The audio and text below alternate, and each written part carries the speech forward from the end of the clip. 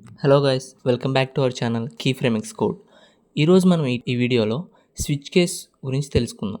Switch case అంటే a control statement that executes one block of code from many options based on a variable value. ఇది concept వైజ్గా. అసలు switch case అంటే ఏంటి, దీంట్లో break statements ఏంటి, డిఫాల్ట్ స్టేట్మెంట్స్ ఏంటి, ఇవన్నీ ఫర్దర్గా సింటాక్స్ నుంచి మనం తెలుసుకుందాం, మనకి క్లారిటీ వస్తుంది. ఇక్కడ సింటాక్స్ చూసుకుంటే మనకి ఫస్ట్ స్విచ్ రాసి దాని పక్కన ఎక్స్ప్రెషన్ అని రాశాను, కింద కర్లీ బ్రేసెస్లో కేస్ వాల్యూ 1 కింద code to be executed, after that break statement రాశాను, మళ్ళీ పైన కోడే మళ్ళీ సెకండ్ టైం రిపీట్ చేశాను, లాస్ట్లో డిఫాల్ట్ స్టేట్మెంట్ రాశాను, దాని తర్వాత కర్లీ బ్రేసెస్ ఎండ్ చేశాను. అసలు ఇక్కడ ఎక్స్ప్రెషన్ అంటే ఏంటి, బ్రేక్ అంటే ఏంటి, డిఫాల్ట్ అంటే ఏంటి, ఇవన్నీ నేను పక్కన డిస్ప్లే చేశాను, ఒకసారి చూసేయండి. అక్కడ ఎక్స్ప్రెషన్ అంటే the variable being tested. First switch లోపలికి వచ్చే ముందు కండిషన్ని చెక్ చేస్తుంది. అంటే అవి ఎలాంటి కండిషన్స్ అంటే i = 5, j= 3, సమ్ ఎగ్జాంపుల్ అలాంటివి. నెక్స్ట్ కేస్ అంటే పాసిబుల్ మ్యాచింగ్ వాల్యూస్, అంటే పైన ఇచ్చిన కండిషన్ అనేది కింద ఇచ్చిన కేస్ వాల్యూస్తో ఎన్నిసార్లు అయితే మ్యాచ్ అవుతుందో అప్పుడు కింద ఉన్న బ్లాక్ ఆఫ్ కోడ్ ఎగ్జిక్యూట్ అవుతుంది. ఫర్ ఎగ్జాంపుల్ నేను i<= 5 అనేది కండిషన్ అనేది పెట్టాను ఫస్ట్లో.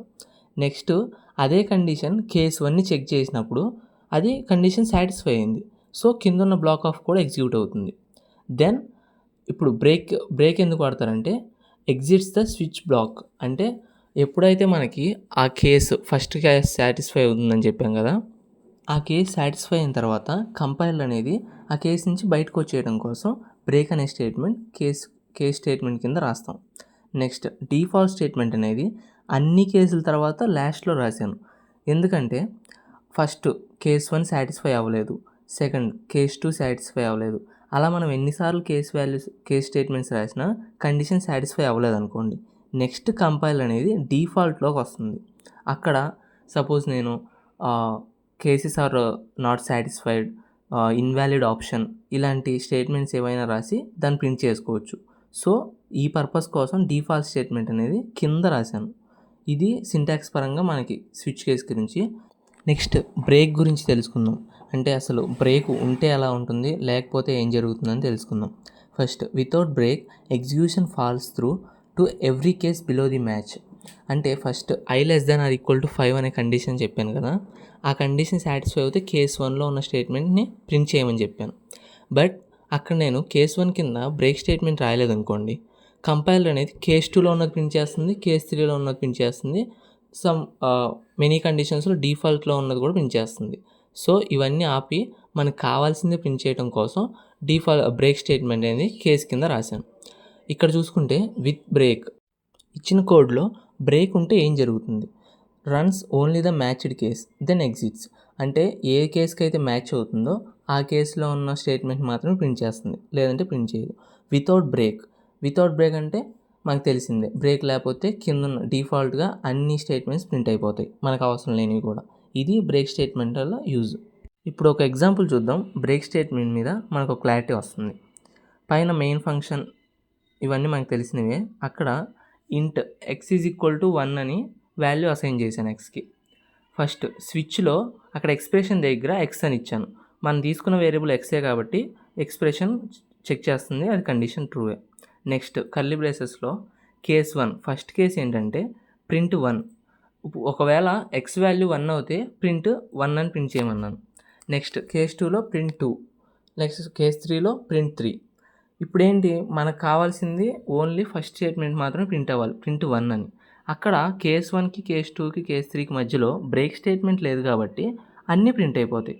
మీరు అవుట్పుట్ చూసుకున్నట్లయితే 1, 2, 3 3 ప్రింట్ అయిపోయినాయి. ఇది బ్రేక్ స్టేట్మెంట్ కోడ్లో రాయకపోతే మనకు వచ్చే డిసడ్వాంటేజ్. నెక్స్ట్ డిఫాల్ట్ గురించి కూడా తెలుసుకుందాం, అది ఉంటే ఎలా ఉంటుంది, లేకపోతే ఎలా ఉంటుందని.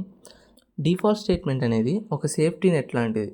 అంటే పైన ఉన్న కేసెస్ అన్నీ ఫెయిల్ అయిపోయినాయి, అంటే సాటిస్ఫై అవ్వలేదు ఏ కండిషన్ కూడా, అప్పుడు డిఫాల్ట్ స్టేట్మెంట్లో ఇన్వాలిడ్ స్టేట్మెంట్ అనో వాల్యూస్ ఆర్ నాట్ మ్యాచ్డ్ అనో ఇలాంటి కేసెస్ రాసుకున్నాం అనుకోండి, మనకి అవుట్పుట్ స్క్రీన్ మీద ఈజీగా అవి డిస్ప్లే అయిపోతాయి. సో మనకి మనం ఇచ్చిన కండిషన్ అనేది సాటిస్ఫై అవ్వలేదని ఈజీగా అర్థమైపోతుంది. ఫర్ ఎగ్జాంపుల్ నేను డిఫాల్ట్ స్టేట్మెంట్ రాయలేదు అనుకోండి, అక్కడ పైన కేసెస్ కండిషన్స్ ఫెయిల్ కాబట్టి సో కింద ఏదో గార్బేజ్ వాల్యూ ప్రింట్ అయిపోతుంది డిఫాల్ట్ స్టేట్మెంట్ రాయనందుకు. సో ఇది డిఫాల్ట్ వల్ల యూజ్ అండ్ డిసడ్వాంటేజెస్. ఇది మనకి ఈజీగా అర్థం అవ్వాలంటే ప్రీవియస్ వీడియోస్లో మనం ఇఫ్ ఎల్స్, ఎల్సిఫ్ లాడర్ ఇలాంటివి చూసాం కదా. అక్కడ కూడా పైన ఉన్న ఇఫ్ ఎల్స్ కానీ ఎల్సిఫ్ కానీ ఈ స్టేట్మెంట్స్ అన్నీ ఫెయిల్ అయిపోతే కంపైలర్ అనేది ఎల్స్ బ్లాక్లోకి వచ్చి అక్కడ ఉన్న స్టేట్మెంట్ని ప్రింట్ చేస్తుంది. Same like as a switch కేస్లో కూడా సేమ్ అలాగే డిఫాల్ట్లో ఏదైతే రాస్తామో పైన ఉన్న కేసెస్ అన్నీ ఫెయిల్ అయిపోతే కింద ఉన్న డిఫాల్ట్లో ఉన్న స్టేట్మెంట్ ప్రింట్ అవుతుంది. ఇక్కడతో మనకి బ్రేక్ అండ్ డిఫాల్ట్ స్టేట్మెంట్స్ని ఎలా యూస్ చేస్తారు, ఎక్కడ యూస్ చేస్తారని మనకు అర్థమైంది కదా.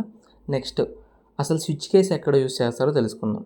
స్విచ్ కేస్ అనేది ఎక్కువగా ఐడియల్ ఫర్ మెనూస్, డేస్ అంటే క్యాలెండర్స్లో కానీ ఇలాంటి మనం డిజిటల్గా రిప్రజెంట్ చేయడం కోసం ఈ మల్టిపుల్ స్టేట్మెంట్ రన్ అవ్వడం కోసం స్విచ్ కేస్ని యూజ్ చేస్తారు.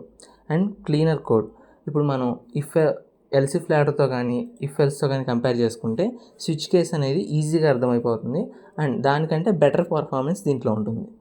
సో ఇది గాయస్ స్విచ్ కేస్ గురించి. మీకు స్విచ్ కేస్ మీద బేసిక్ ఐడియా వచ్చింది అనుకుంటున్నాను.